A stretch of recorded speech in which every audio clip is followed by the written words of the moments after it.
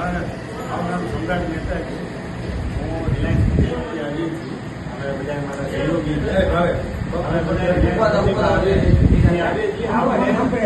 સમજાવવા માટે ખાસ આવ્યા છીએ કે હવે સરકારે જે તમારા પ્રશ્નો હતા એના સોલ્યુશન માટે થઈને હમણાં એક એમઆરસી કરીને કમિટી બનાવેલી છે, જે બજાર ભાવ નક્કી કરવા માટેની કમિટી છે, જેમાં આપ લોકોના સહયોગથી આપને જે જોતું હતું કે કમિટીમાં ખેડૂતના આગેવાની કોઈ રહે, આજ બજાર કિંમત નક્કી કરવા માટે થઈને આપ લોકોનો બી એમાં સહયોગ હોય. એટલે આ એક્ઝેક્ટ અત્યારે ખરેખર શું બજાર ભાવ હાલે છે એ આપ બી કહી શકો ત્યાં. એના માટે થઈને 3 લોકોની કમિટી બનાવેલી છે અને બધા પોતાના ભાવ બંધ કવરમાં આપવામાં આવે છે.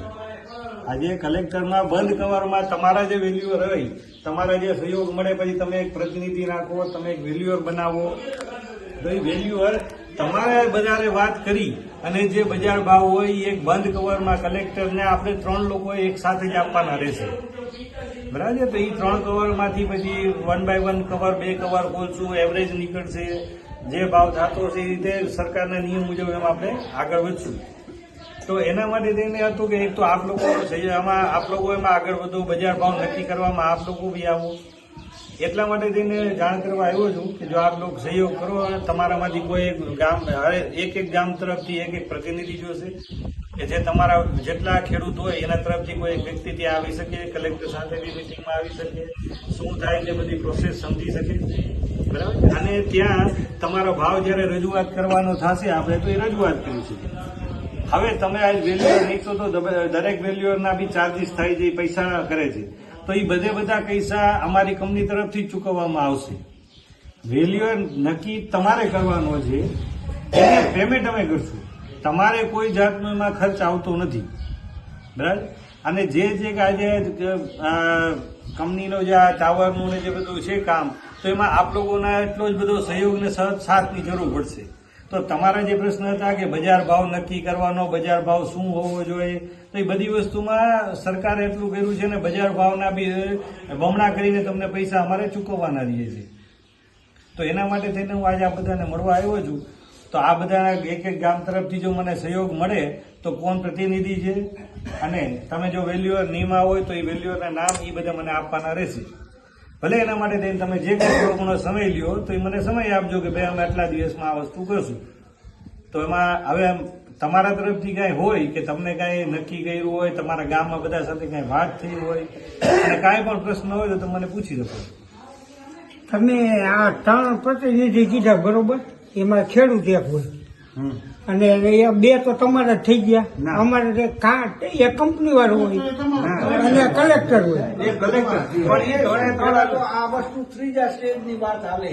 આપણે મીટિંગ થઈ એની પેલા એવી રૂપરેખા હતી કે ભાઈ હા કે ના કહેવા માટેની મીટિંગ. એવું નથી. જો હું એક જ મિનિટ હા પાડવાનું સાહેબ નથી કહેતા. એને એવું કીધું કે દાખલા તરીકે હું નાના ભેલાવતી સરપંચ, મારા ગામના ખેડૂતોનું કેવું એવું છે સાહેબ, અત્યારે મારા ગામના ખેડૂતો એવું કહે છે કે જેતપર ગામ જે આંદોલન ચાલુ છે એના સમર્થનમાં નાના ભેલા ગામ અને તમામ ખેડૂતો, આજુબાજુના બધા ગામના ખેડૂતો એની સાથે જે નિર્ણય જેતપરનો આવશે એ અમારો માન્ય રહેશે. અને ત્યાં સુધી અમારા ગામના ખેડૂતો કે આજુબાજુના ગામના ખેડૂતો કોઈ એમઆરસી કંપનીનો મેમ્બર આપવા અત્યારે તૈયાર નથી. આવું કેવું થાય. એટલે નાના ભેલા સરપંચ વતી હું કહું, નાના ભેલા સરપંચ, આ મોટા ભેલા સરપંચ છે, તમે પણ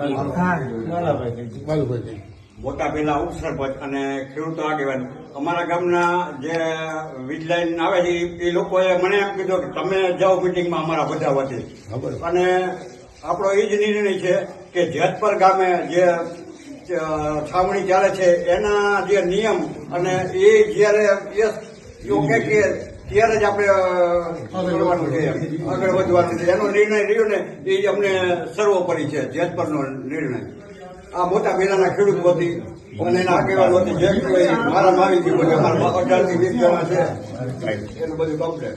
ભાવપર ગામનો સરપંચ મનોહરભાઈ પ્રભુભાઈ જાણી, મારી 10 જણા છે ને આપણે ખેડૂત. 10 જણા ખેડૂતોને નોટિસ આવી અમારે પણ એ જ રીતે છે કે આખું ગામ ટ્રેક્ટર જોડાયેલું ગયા હતા અહીંયા 4 વખત ટ્રેક્ટર હોય એટલે હે ને એનો નિર્ણય સારો માન્ય રહેશે અહીંયાથી જે આદેશ થાય છે એ મુજબ હાલવાનું છે કોઈ પ્રતિનિધિ કમિટી અહીંયા ઈ છે કે જેતપુર આઈડે છે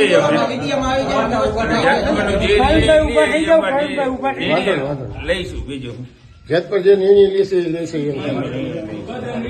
નાના દેશના સરપંચ નાના પ્રવીણભાઈ, એમનું પણ કેવું ઈ જ છે કે જે જેતપુરમાં GR નવો બહાર પડશે અને ખેડૂતોને માન્ય હશે ત્યારે જ આ બધા ગામ નક્કી કરી અને MRC કમિટીનો મેમ્બર આપશે.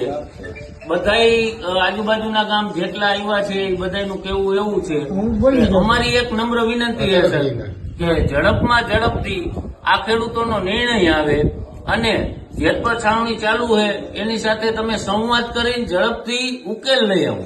અમારી પણ એવી માંગણી કે તમે પણ કંપનીને રજૂઆત કરો કે ઝડપથી ખેડૂતોની માંગણી છે એ માંગણી પણ વ્યાજબી છે તો ઝડપથી આનો ઉકેલ આવે એ માટે તમે કંપનીને અને સરકારમાં પણ રજૂઆત કરો.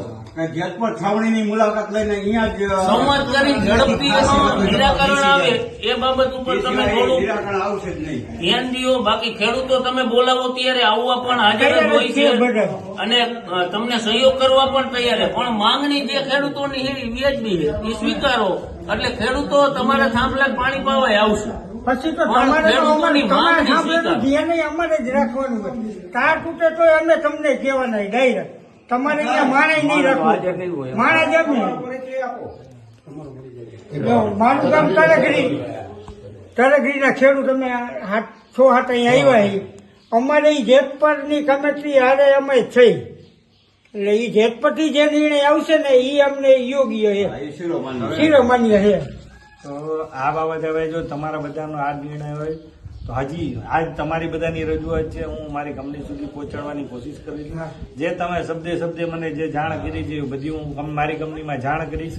મારી કંપની બી આપ લોકોના સાથ સહકાર માટે થઈને ખૂબ જ પ્રયત્ન કરશે અને જેટલું થઈ શકશે એટલું ખેડૂતના બેનિફિટ માટે જ અમે કામ કરશું અને આવો જ સહયોગ તમારો હંમેશા માટે અમારી સાથે રહેશે એવી હું આશા રાખું છું. અને બીજા નંબરમાં અમે શું કહીએ તમને, અમને તો તમે એને મહિને ભાડું આપો ને એ અમારે મહત્વનું, કારણ કે કાયમી અમારો કપાસ હતો તો એટલી જમીન તો અમારી ગઈ એટલે કાયમી કપાસ તમે કાયમી અમને ભાડું આપો ને તો અમારા માટે યોગ્ય એ અમને ગણાય છે જાજામાં જાજુ.